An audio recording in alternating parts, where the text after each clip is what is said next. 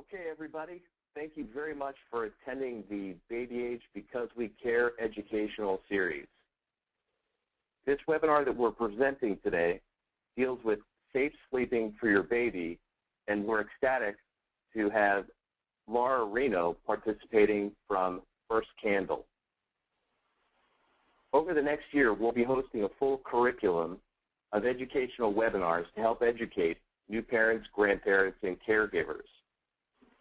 All of the content that's presented today and going forward will be available at facebook.com/babyage, B-A-B-Y-A-G-E. And if you'd like to view this content, it will be in the form of a video, and you can select the video tab on facebook.com/babyage. I'm your host today. My name is Jack Kiefer, and I'm the president and CEO of babyage.com. Babyage is an internet retailer born in 1999, and we're focused on servicing the new parent, grandparent, and gift giver market. Today I'd like to introduce our guest speaker.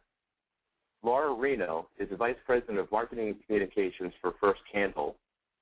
Laura's been organizing at local, state, and national levels for First Candle for over 20 years and is the founder of the Michigan SIDS Alliance. She works closely with researchers, retail, Freudian slip, with researchers to interpret their research and data for public consumption. She also produces educational materials for First Candle. Laura has been committed to saving babies since her son Daniel died of SIDS in 1984. Laura, it's an absolute pleasure, and we're ecstatic that you were able to join us today. And I can't wait to hear what you have to say about SIDS, and I know that our customers are excited. This is the first webinar that Baby Age has run, and we have absolutely incredible participation today. And I know that our parents are very concerned just by the response that we got to this event to really learn what they need to do to make sure that their children reach their first birthday, which is one of the reasons why this organization is called First Candle. So Laura, take it away. It's all yours. Thank you, Jack. Thanks so much. And thanks to all of you who have joined us today. Really appreciate your time around this important topic. And I'd love to just start a little bit with about who First Candle is. First Candle has actually been in the infant mortality arena for nearly 50 years. I think a lot of you might more widely recognize us as the SIDS Alliance. SIDS is where our roots are, and have been very successful in that arena at reducing risk of SIDS to the point of when in 2004 our board decided to expand our mission to include all causes of sudden infant deaths beyond SIDS and into stillbirth, and then change our name to First Candle. And so that's how we've evolved over the last 50 years. We're a leading national nonprofit dedicated to promoting safe pregnancies and the survival of babies through the first years of life. To accomplish that mission, we really have programs of research, education, and advocacy, and we run the nation's only crisis hotline 24/7 dedicated to providing compassionate grief support to all those affected by the death of a baby. And that's, that while we're working to save babies' lives, that grief support until we reach that point where babies aren't dying anymore is very critical to our mission. We're a founding partner of the National Back to Sleep campaign, which is now being credited with saving the lives of nearly 50,000 lives since 1994. And something that all of you might not know, that this public health campaign, Back to Sleep, is the most successful public health campaign in our nation's history. There is no campaign that has been more successful nor saved more lives than the Back to Sleep campaign. So that really is the basis where we've started in looking to see how many lives can be saved by safe sleep and preventing SIDS and other sudden unexpected infant deaths. Our current prevention programs do focus on SIDS and SUID, and we'll talk just a little bit about those in a minute, and stillbirth. And our basic goal, like Jack mentioned earlier, is to ensure that every baby has the best possible chance to reach his or her first birthday healthy and safe, and then go on to celebrate many happy birthdays beyond. So the timing of this webinar. We're gonna go through and do your presentation, but can you just every once in a while give the parents the URL where they can go and find out more about what you have to offer and find some of your educational materials. And we'll do that a few times through the presentation. Absolutely. The best place to learn more about us is our website, and it is www.firstcandle, all one word, all spelled out, .org. And as we go through, and especially as we go through some of these recommendations and things that you might have questions around, we have all kinds of literature, position statements, brochures, one-page flyers, all kinds of materials that you can refer to, as well as sections that really give the research backup. First Candle is really grounded in medical and scientific research. We follow all of the recommendations of the American Academy of Pediatrics. So on our website, in addition to the material, you can also find references to research that backs up the recommendations that we make. So the timing of this webinar is great because October is SIDS Pregnancy and Infant Loss Awareness Month. And so it's a great opportunity to just, get information into your hands, a little bit more to increase the awareness around it, increase your understanding, and through whether it's personally for you or families or people that you know, I think it's great information to have. So we'll start with sudden unexpected infant deaths, which is the acronym that you see on the screen for SUID. And there are more than 4,500 sudden unexpected infant deaths in the U.S. each year. It's a fairly significant number. Of that 4,500, more than 2,200 are classified as sudden infant death syndrome, or SIDS. And despite our best efforts to date, SIDS is still the leading cause of death for babies 1 month to 1 year of age.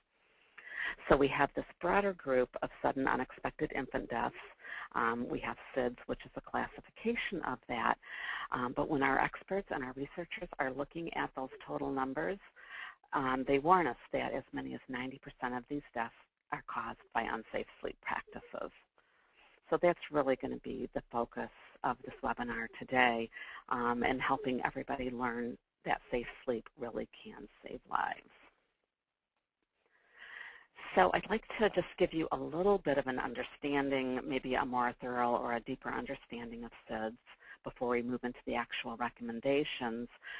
Fortunately, due to recent research breakthroughs, SIDS is really no longer the mystery that we once thought it was. This research has showed us that there is likely a physical reason that these babies are dying. So if we look at babies as they're born, the babies who die of SIDS have a defect in the arcuate nucleus portion of the brainstem. So just a little, because that name is very tricky, you don't need to necessarily remember that, but this portion of the brainstem, it's at the lower end of the brain. This arcuate nucleus controls all of the baby's major bodily functions. So it controls their heart rate, it controls their blood pressure, it controls their temperature, and it controls their respiration. And what happens with the babies that have died of SIDS, there's a defect in this part of the brainstem within the serotonin levels and the serotonin receptors. So to give you a little bit more information about what that means, this part of the brainstem where the serotonin levels are, the babies that die of SIDS, they have lower serotonin levels, but more importantly, the receptor cells that carry the serotonin from the brainstem to the brain are not functioning correctly. So if we look at a healthy baby, that is born, that doesn't have this defect, when they get in a situation that is challenging for them, the serotonin is carried to the brain sounds an alarm, and the baby wakes up and cries or coughs or alerts someone that there is a problem. In these babies with this defect, that alarm doesn't sound. So the baby doesn't respond to the challenge, and then that is when they die because the brain's not getting the message. I think, from, as Jack had mentioned earlier, I'm a SIDS parent as well, and so I know what I thought, when my son died, and I work with parents every day, I think a lot of times parents think that it's just the breathing that stops in the baby, and that if they're there with the baby, they can intervene, they can resuscitate the baby, they can get them breathing again. And unfortunately, that's not the case. Babies that have this defect are not able to be resuscitated. It's their entire body that shuts down. It's not just their breathing. So it's their heart rate, it's their blood pressure, it's their temperature, all of this, their major bodily functions shut down. And so the baby is not able to be resuscitated. And I know that's really scary, but I think it helps to aid parents' understanding to know why it's so important to protect these babies. We don't know which babies have this defect yet. That's kind of the next step in the research, is to be able to identify babies with this defect, but we don't know right now. A good correlation that I like to use is actually my own personal story. I have 4 children. 3 are here with me now. My second son, Daniel, died of SIDS in 1984. All 4 of my children slept in exactly the same environment. And it was in 1984 when he died. So then, all babies slept on their tummies. We had blankets, we had bumper pads, we had all of the stuff in the cribs. But they all slept the same way, and only one of them died.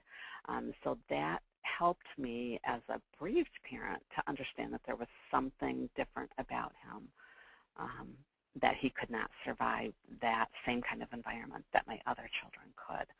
I think that's the case as we go through. We'll talk about, safe sleep environments. Other babies can survive a crib filled with stuff. Some babies can survive bed sharing. But there's a population of babies that are much more vulnerable, and those are the babies that we need to try and protect. So we're very excited for Dr. Kenny and all of her research to take it to the next level so we can do some of these kinds of things. So the other thing that our research has showed us, you'll see on the next screen, the triple risk model. Hey, Laura, so in order for to step in, is there any test or anything in particular that parents can do to identify whether or not their new babies are at a higher risk than others? No, there's not at this time. We're hopeful that that's what Dr. Kenny's research will eventually show us, but at this time there is no way to identify, unfortunately, which babies are at risk. So we need to care for all babies, in the most risk reduction environment that we can, because we don't know which baby might not be able to survive. Got it. And for our attendees of this webinar, if you go down towards the bottom of the window, the chat window, you'll see a drop-down, and you can send questions and queue questions for Laura.